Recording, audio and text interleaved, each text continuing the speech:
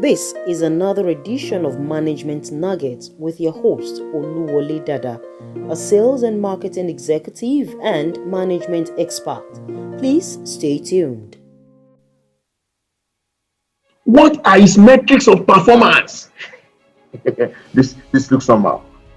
Do you know that the way your boss determines if you are working or not may be different from the way another boss would be identifying work? Your coming to work early may be your boss' way of measuring performance. Oh, somebody has told me before, we should never allow situations whereby the boss will be the one to determine appraisers, that it should not be subjective. Ladies and gentlemen, no matter how they design your appraiser, there will still be part of it that will be subjective. Okay, how do you measure integrity? You say you have integrity, your boss says you don't. Okay, prove yourself right or wrong. How do you measure innovation? How do you measure collaboration? How do you measure cooperative attitude? And I'm sure all these things I'm mentioning are things that are already in your appraisal.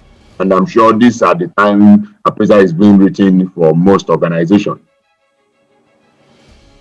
How do you measure it? It is still at the discretion of the boss. He's the judge. People have reached out to me and said, some of these things you teach, they make it look as if the boss is a god. Well, it may sound like that, and it may even be like that in reality. It depends on the kind of boss that you have. There are some bosses that are like gods, and there's nothing you can do about it.